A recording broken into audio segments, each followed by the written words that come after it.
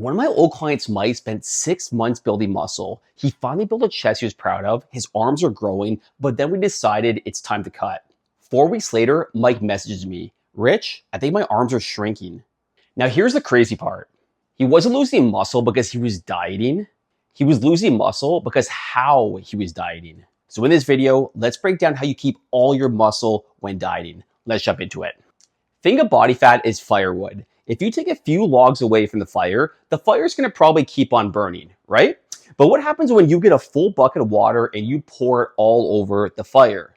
It's going to completely put out the fire.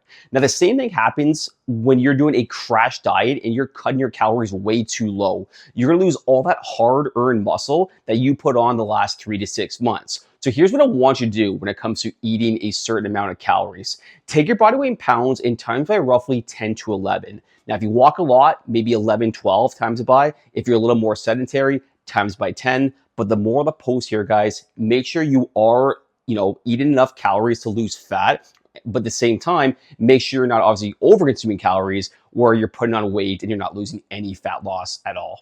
I want you to think of calories and protein like you're cleaning out the house. Now, your calories and dropping your calories is like taking out all the unnecessary garbage in your house. That's a good thing, right?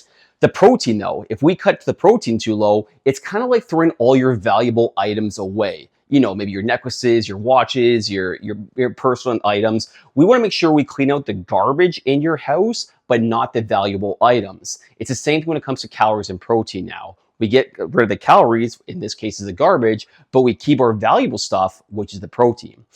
A lot of guys, when they're trying to cut down, just simply aren't consuming enough protein. And if you do that, you're simply just going to lose your muscle mass in that fat loss phase. A very general rule of thumb is, in terms of how much protein to eat, you probably don't need as much as you think because there's a lot of conflicting research out there that, in my opinion, it's BS. Take your body weight in pounds and times by roughly 0.8. So if you weigh about 200 pounds times 0.8, have about 160 grams of protein a day. If you guys consume this on a daily basis, you're going to keep your muscle when you're cutting and you have absolutely nothing to worry about. If someone's trying to become a professional golf player, they're going to train like a golf athlete. If someone's trying to become a professional football player, they're going to train like a football player does. Now, let me ask you this. If you're trying to protect all your muscle and let's say even lose fat, why are you training like someone who's running 3 to 5K in a race?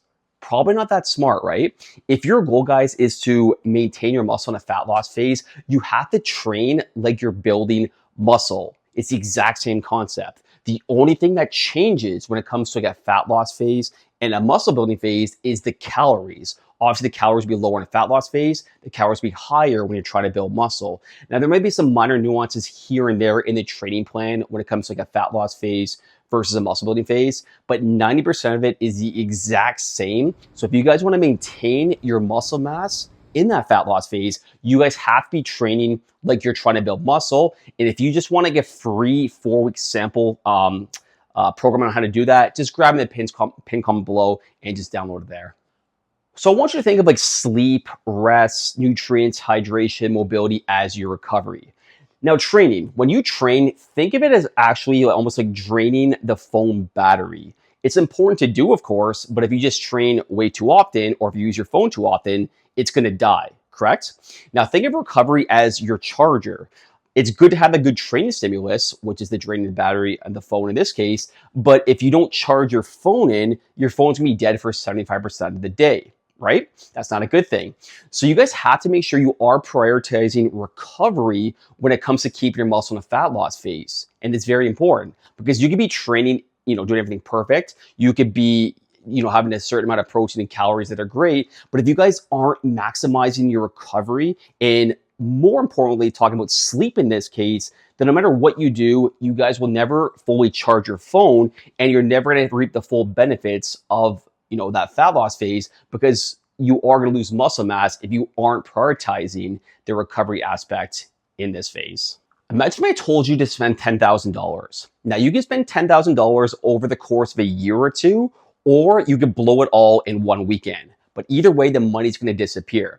Now, I don't know about you, but I'd rather spend the $10,000 over the course of over a year or two to have those steady good times over that year or two, opposed to kind of blowing it all in one weekend. Now, it's the same thing when it comes to rapid weight loss. A lot of guys a lot of guys lose weight way too fast. And what happens is if you lose weight way too quickly, kind of talking about the calories example here, you're simply just going to lose muscle mass, and it's not a good thing. So a very general thumb in terms of like how much weight you should be losing, and this is going to differ from person to person, but roughly about 0.5 to 1% of your body weight per week is a good number to aim for. So make sure, guys, that you are taking it slow and easy, because just like the $10,000 example, I don't know about you, but I'd rather have money where I can spend every single weekend, have a little bit of fun, and to sustain it, opposed to blowing it all weekend and then trying to work hard to kind of get back that money. Remember Mike? Mike wasn't losing muscle because of calories. Mike was losing muscle because he was crash dieting, he wasn't doing enough strength training, he wasn't eating enough protein, and he wasn't maximizing his recovery. Now, if you're the guy who wants to keep the muscle while losing fat, do these 5 things I talked about today, because I guarantee you'll maintain 90 to 100% of your muscle if doing it absolutely correctly. If you guys enjoyed this video, please like and subscribe. I'll link a video for you right here, and check out the next video here.